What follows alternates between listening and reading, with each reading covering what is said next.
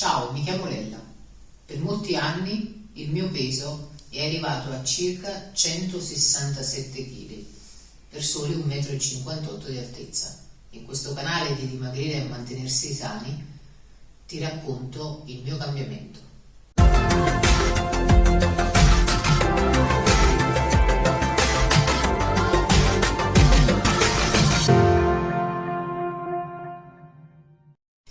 Benvenuti in questo nuovo video, anche oggi un video un po' più tecnico.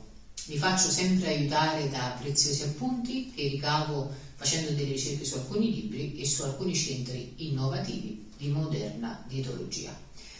Oggi parliamo di un esame molto importante che dovrebbero fare tutte le persone che intraprendono non soltanto un regime dietologico, ma anche persone che hanno una certa età, che magari vanno incontro a una gravidanza, persone che fanno attività sportiva o persone che stanno andando incontro al normale decadimento legato al tempo, quindi l'età anziana.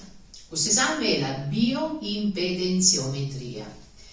Man mano che andiamo avanti e ci addentriamo nelle parti più tecniche dal punto di vista alimentare, incontriamo questi paroloni. Io cerco di rendervi tutto molto facile perché chiaramente noi siamo pazienti e anche persone molto pazienti in questo caso, e dobbiamo abbracciare questo stile di vita cercando di capire solo la parte che ci compete e non tutti i tecnicismi.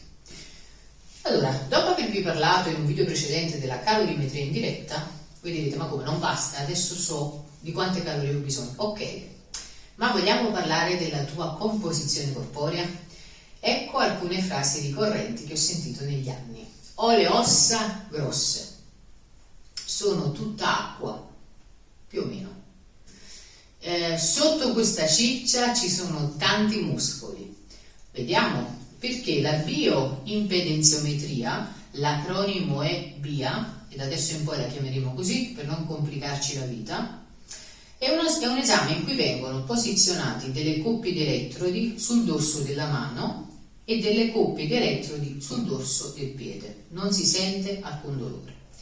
Viene applicata una piccola scarica di corrente molto bassa che in pratica, passando attraverso il corpo, incontra una serie di tessuti e sa poi classificarli. Questi tessuti alla fine di questo esame vengono valutati attraverso algoritmi sofisticati, un'intelligenza che non possiamo capire, vengono poi applicati, spiegati, interpretati, e alla fine i risultati di questa bioimpedenziometria, questa BIA, sono i seguenti. Vi dirà la vostra percentuale di acqua totale, che viene divisa in due parti: l'acqua intracellulare e l'acqua extracellulare.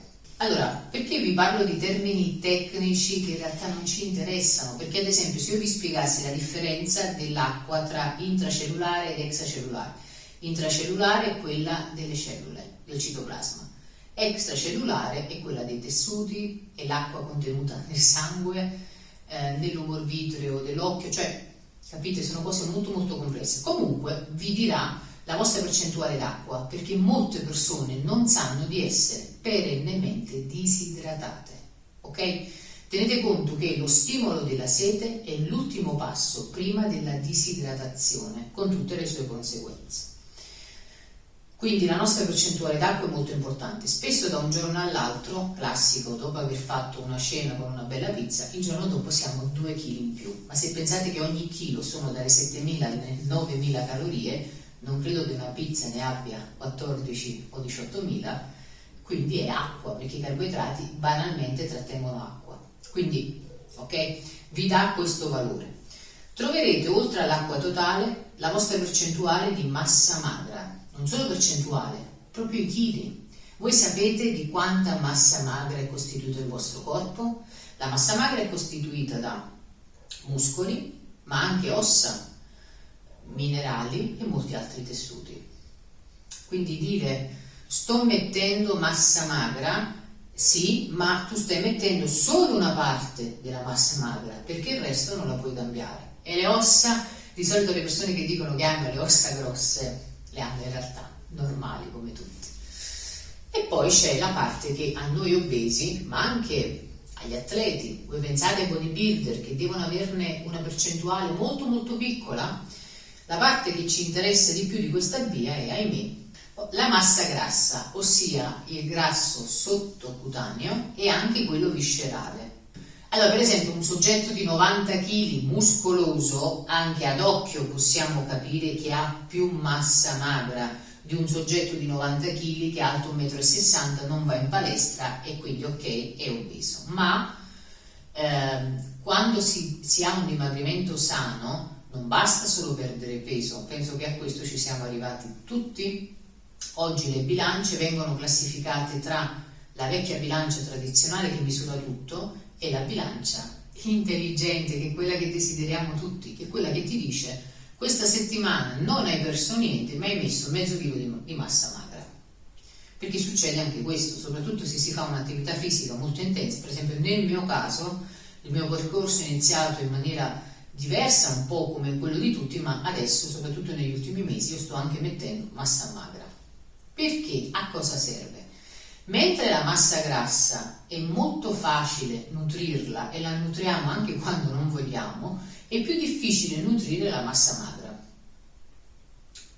E quindi è bene capire la differenza e in che percentuale, così da capire se lungo il percorso stiamo facendo un dimagrimento che ci porta a cambiare la figura.